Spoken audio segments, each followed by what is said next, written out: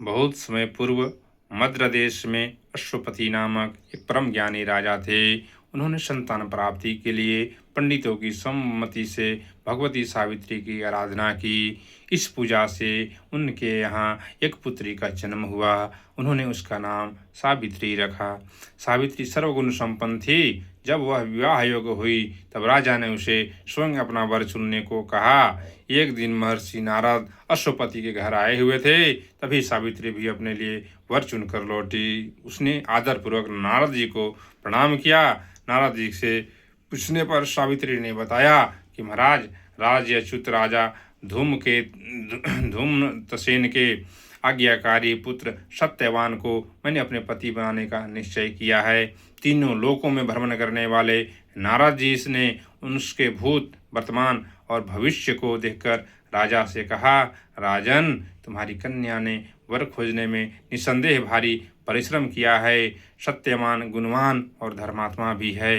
वह सावित्री के लिए सब प्रकार से योग्य है, परंतु उसमें एक भारी दोष है। वह अल्प आयु है और वह 1 वर्ष के पश्चात वह मृत्यु को प्राप्त हो जाएगा।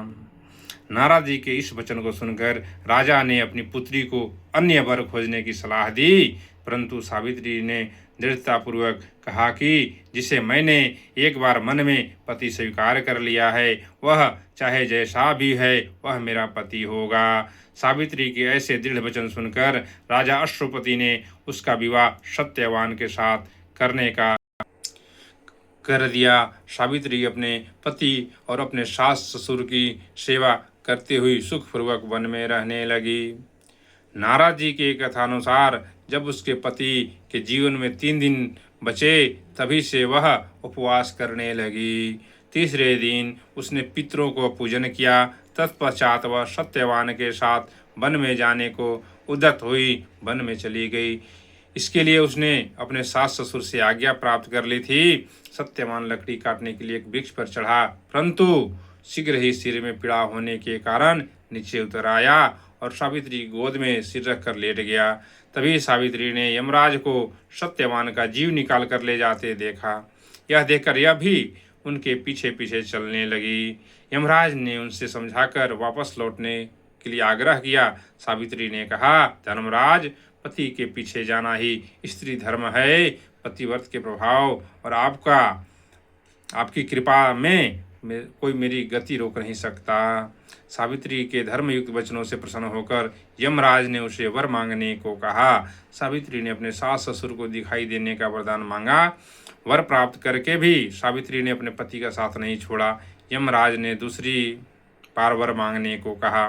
सावित्री ने अपने ससुर के खोए हुए राज्य की प्राप्ति और अपने पिता के लिए 100 पुत्रों का वरदान मांगा। इस प्रकार से वर देने के बाद यमराज ने पुनः सावित्री को वापस लौटने को आग्रह किया, किंतु सावित्री अपने प्रण पर अडिग रही। तब यमराज ने उससे अंतिम बार वर मांगने के लिए कहा। सावित्री ने सत्यवान से 100 पुत्र प्राप्त होने का वरदान मांगा। सावित्री की पति भक्ति और युक्तिपूर्ण वचनों के बंधन से बंधे यमराज ने सत्यवान के जीव को पास से मुक्त कर दिया। सावित्री को वर देकर यमराज अंतर ध्यान हो गए और वह लौटकर वट वृक्ष के नीचे आई और सत्यवान को मृत शरीर में पुनः जीवन का संचार हो गया। इस प्रकार सावित्री ने अपने पति व्रत धर्म का पालन करते हुए अपने ससुर कुल एवं पितृकुल दोनों का कल्याण किया। प्रेम से बोले सावित्री महारानी की जय, सत्यवान भगवान की जय, वट वृक्ष महाराज की जय।